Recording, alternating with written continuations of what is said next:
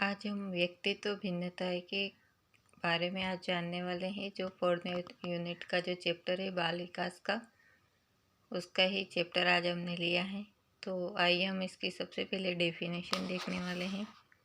तो इसकी डेफिनेशन दी गई है, किसी भी दो व्यक्तियों की आदत, बुद्धि, शील, गुण एवं अन्य व्यवहारों में जो अंतर होता है उसे व्यक्तित्व भिन्नता कहा जाता है। यानी जो दो व्यक्ति होते हैं उनकी अलग अलग भिन्नता होती हैं। दूसरी डेफिनेशन है जेम्स ट्रेवर के अनुसार, कोई व्यक्ति अपने समूह के शारीरिक तथा मानसिक गुणों के औसत में जितनी भिन्नता रखता है उसे व्यक्तित्व भिन्नता कहते हैं। व्यक्तित्व भिन्नता के कारण हम देखेंगे। इसके कारण है लिंग, वातावरण, शिक्षा, आर्थिक सामाजिक स्थिति, आयु एवं बुद्धि, प्रजाति, आनुवंशिकता और परिपक्वन। व्यक्तित्व भिन्नता के और भी कारण हैं, रुचि, संवेग, भाषा, सीखने का तरीका, व्यक्तित्व, बुद्धि, शारीरिक लक्षण, सामाजिक गुण। सबसे पहले हम रुचि को देखेंगे। तो प्रत्येक व्यक्ति या बालक की रुचि भिन्न भिन्न होती है। जैसे किसी बच्चे को सामाजिक विज्ञान पसंद है, तो किसी को पर्यावरण, तो किसी को गणित। जो रुचि के अनुसार कहा गया है कि बच्चों की जो रुचि होती है वो अलग अलग रुचि होती है। तो सभी की अलग अलग रुचि मानी जाती है। कोई किसको पसंद करता है तो कोई और किसी और को। अब संवेग देखेंगे। संवेगात्मक अभिव्यक्तियों में भी व्यक्तित्व भिन्नता पाई जाती है। कुछ व्यक्तियों बालक में संवेगात्मक अभिव्यक्ति कम होती है तथा किसी में ज़्यादा होती है, जैसे प्रेम, गुस्सा, स्नेह आदि। अब भाषा के आधार पर देखेंगे कि व्यक्तित्व भिन्नता भाषा विकास में भी देखने को मिलती है। यानी भाषा भी अलग अलग होती हैं। सीखने का तरीका, प्रत्येक बच्चे या व्यक्ति के सीखने का तरीका अलग अलग होता है। जैसे कोई बच्चा सुनकर जल्दी सीखता है तो कोई बच्चा करके जल्दी सीखता है। यानी जो बच्चे जो होते हैं या व्यक्ति होते हैं, अगर कोई चीज़ सीखनी होती है तो कोई जल्दी सीख भी लेता है, और कभी कोई क्या है कि जो वर्किंग करते हैं उसको देख के सीखते हैं और कुछ करके ही सीखते हैं। व्यक्तित्व के बारे में जानेंगे। व्यक्तित्व में भी व्यक्तित्व भिन्नता देखने को मिलती है। जैसे कुछ व्यक्ति अंतर्मुखी तथा कुछ व्यक्ति बहिर्मुखी होते हैं। बुद्धि, बहुत से व्यक्ति निम्न बुद्धि के होते हैं और बहुत से औसत बुद्धि के और कुछ उच्च बुद्धि के होते हैं। शारीरिक लक्षण हम जानेंगे। प्रत्येक व्यक्ति शारीरिक रूप से भिन्न भिन्न होता है। जैसे कोई लंबा, कोई गोरा, कोई सांवला, कोई मोटा, कोई छोटा होता है। जैसे किसी की आंखें भूरी होती है, किसी की नीली होती है, अथवा जुड़वा बच्चों में भी भिन्नता पाई जाती है। तो शारीरिक लक्षण में भी भिन्नता होती है। सामाजिक गुण, प्रत्येक बालक या व्यक्ति में सामाजिक गुण भिन्न भिन्न होते हैं। अन्य व्यक्तित्व भिन्नताएं देखेंगे। अभिक्षमता, विशिष्ट योग्यता, सृजनात्मकता, मानसिक विकास, क्रियात्मक योग्यता आदि। अब व्यक्तित्व भिन्नता के ज्ञान का शिक्षा में महत्व जानेंगे। पहला महत्व है शैक्षिक निर्देशन, शिक्षण विधि का चयन, कक्षा का सीमित आकार, व्यक्तित्व शिक्षण की व्यवस्था, व्यावसायिक निर्देशन, छात्रों का वर्गीकरण। शैक्षिक निर्देशन हम देखेंगे।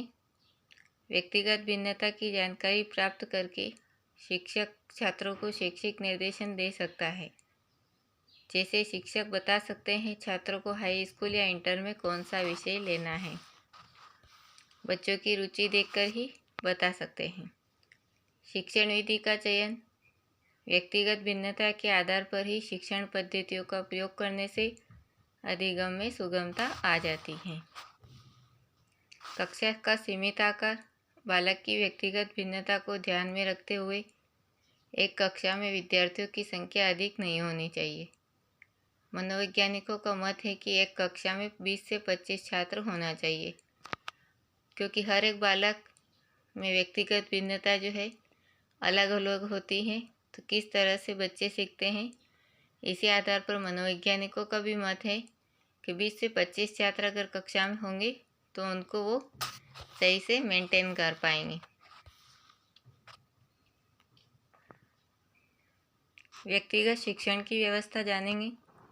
आधुनिक शिक्षा जगत में व्यक्तित्व रूप से दी जाने वाली कई प्रकार की शिक्षा प्रणालियों का जन्म हुआ, जिसे डाल्टन योजना, प्रोजेक्ट योजना, मॉन्टेसरी, किंडर मॉर्टन आदि है।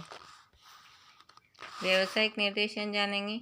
छात्रों के शारीरिक, मानसिक एवं व्यक्तित्व संबंधी गुणों का अध्ययन करके ही उन्हें अनुकूल व्यवसाय में चुनाव में सहायता दी जा सकती है। छात्रों का वर्गीकरण। प्रत्येक कक्षा में बालकों को उनकी व्यक्तित्व भिन्नता को ध्यान में रखते हुए एक कक्षा में विद्यार्थियों के आधार पर समरूप समूहों में विभाजित कर देना आसान हो जाता है। यानी हम यूँ कह सकते हैं कि बच्चों की जो भिन्नता होती है वो अलग अलग होती हैं, तो उनका एक ग्रुप हम बना सकते हैं। व्यक्तिगत भिन्नता शारीरिक, बौद्धिक और व्यक्तित्व संबंधी होती हैं। व्यक्तिगत भिन्नताओं को ज्ञात करने की विधि हम जानेंगे। सबसे पहला है बुद्धि परीक्षण के द्वारा, रुचि परीक्षण के द्वारा, व्यक्ति इतिहास विधि द्वारा। मनोशारीरिक असमताओं को कहा जाता है। व्यक्तिगत भिन्नता के कारण है वंशानुक्रम और संस्कृति। अभिक्रमित अनुदेशन व्यक्तिगत भिन्नता पर आधारित है। किंडरगार्टन प्रणाली के प्रतिपादक जो है फ्रोबेल हैं। किंडरगार्टन एक शब्द है जिसका अर्थ है बच्चों का बगीचा। अब हम अधिगम को जानेंगे। अधिगम का अर्थ होता है सीखना। इसकी डेफिनेशन हम जानेंगे। क्रो एवं क्रो के अनुसार सबसे पहले देखने वाले हैं। आदतों, ज्ञान तथा अभिवृत्तियों का अर्जन ही अधिगम है। यानी आदत, ज्ञान और अभिवृत्ति जो होती है वही अधिगम है, क्रो एंड ट्रो ने कहा है। गिलफोर्ड के अनुसार देखेंगे, व्यवहार के कारण व्यवहार में आया कोई भी परिवर्तन अधिगम है। स्किनर के अनुसार कहा गया है कि अधिगम व्यवहार में उत्तरोत्तर अनुकूलन की प्रक्रिया है। अब अधिगम की विशेषताएं देखेंगे।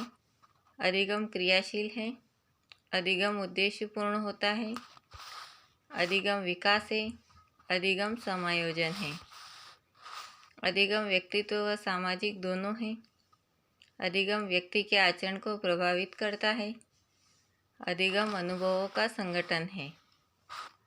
अधिगम को प्रभावित करने वाले कारक हैं वातावरण, प्रेरणा, अधिगम की इच्छा, विषय वस्तु, पूर्व अधिगम, सीखने की विधि, मानसिक स्वास्थ्य।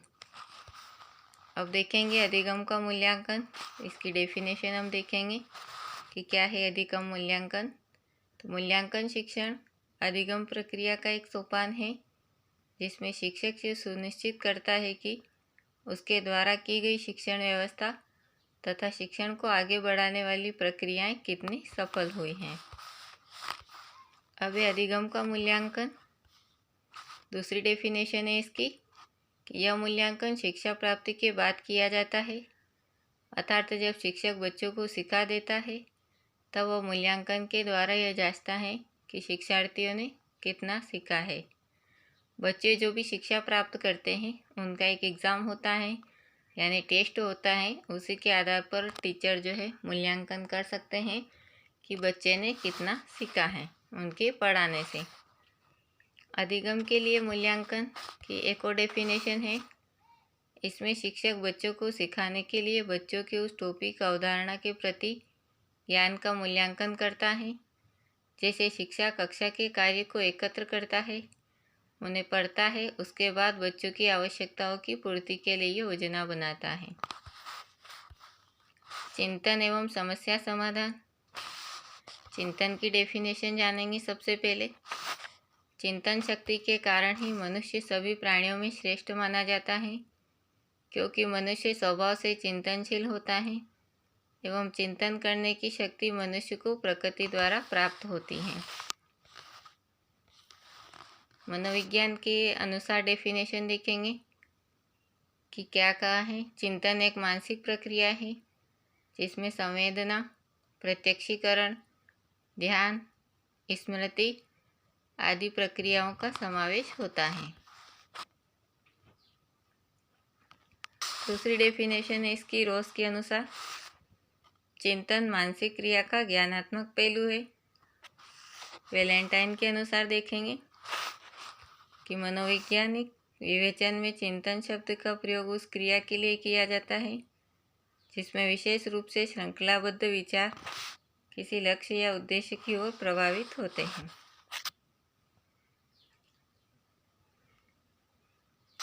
भाषा और चिंतन पर हम देखेंगे डेफिनेशन। भाषा चिंतन का महत्वपूर्ण साधन है। व्यक्ति भाषा के द्वारा ही विचार व्यक्त करता है। भाषा चिंतन को स्पष्ट रूप से अभिव्यक्त करने का माध्यम है। जिस व्यक्ति के पास भाषा शक्ति या भंडार या शब्द भंडार अधिक होता है वह अपने विचारों को सरल व स्पष्टता से व्यक्त कर सकता है। भाषा के आधार पर ही चिंतन किया जाता है कि उनको बोलना क्या है। उसी के आधार पर वो विचार करके अपनी बात को स्पष्ट कर सकते हैं आसानी से। बालक के चिंतन शक्ति व्यक्त करने के उपाय हम देखेंगे। सबसे पहला है प्रेरणा प्रदान करना, किसी को प्रेरणा देना, ध्यान और रुचि का विकास करना, रटने की आदत दूर करना। जो बच्चे होते हैं किसी किसी को रटने की आदत होती है, वो क्वेश्चन रट के याद करते हैं, कोई समझ के याद करते हैं, तो रटने की आदत को दूर करना इसमें शामिल है। प्रत्यय निर्माण में सहायता, तर्क एवं विवाद के लिए अवसर देना, जिज्ञासा को जागृत करना, भाषा विकास पर ध्यान देना, विचार अभिव्यक्ति के लिए स्वतंत्रता प्रदान करना। अब समस्या समाधान को देखेंगे। स्टेनले ग्रे के अनुसार सबसे पहले परिभाषा है कि समस्या समाधान वह ढांचा या प्रतिमान है जिसमें तार्किक चिंतन निहित है। स्किनर के अनुसार देखेंगे, समस्या समाधान किसी लक्ष्य की प्राप्ति में बाधक प्रतीत होती है, कठिनाइयों पर विजय प्राप्त करने की एक प्रक्रिया है। अब चिंतन के प्रकार दिए गए हैं। पहला प्रकार है प्रत्यक्षात्मक चिंतन, कल्पनात्मक चिंतन, प्रत्ययात्मक चिंतन, तार्किक चिंतन आदि। चिंतन एक प्रकार की उच्च ज्ञानात्मक प्रक्रिया है। बालक अपने चारों ओर सभी वस्तुओं को सजीव समझता है। अभिप्रेरणा एवं अधिगम देखेंगे। परिभाषा है इसकी सबसे पहले कि अभिप्रेरणा से तात्पर्य एक ऐसी संकल्पना से है जो किसी भी व्यक्ति को कोई कार्य करने के लिए प्रेरित करती है। अभिप्रेरणा ऐसी आंतरिक शक्ति है जो व्यक्ति को उद्देशित करे तथा व्यवहार करने के लिए प्रोत्साहित करती है। अभिप्रेरणा कोई भार, शक्ति या तत्व नहीं है जिसे आसानी सरलता से बच्चों में प्रवेश किया जा सके। अभिप्रेरणा उत्पन्न करने के लिए कारक देखेंगे। सबसे पहला है पुरस्कार। बच्चों की अभिप्रेरणा उत्पन्न करने के लिए उनको पुरस्कार दिया जाना चाहिए। दूसरा है दंड, भय, प्रोत्साहन, आकांक्षाएं, अभाव का होना, सामाजिक आदर्श लोगों की कहानियाँ उनको सुनानी चाहिए। अभिप्रेरणा का अधिगम से संबंध। अभिप्रेरणा के बिना बालक आलसी हो जाता है। अभिप्रेरणा के द्वारा बालक किसी प्रत्यय को सीखने के लिए तत्पर होता है। अभिप्रेरणा से रुचि उत्पन्न होती है। अभिप्रेरणा के बिना अधिगम कमजोर पड़ जाता है। अभिप्रेरणा के द्वारा बालक किसी भी चीज़ को सीखने के लिए तत्पर रहता है।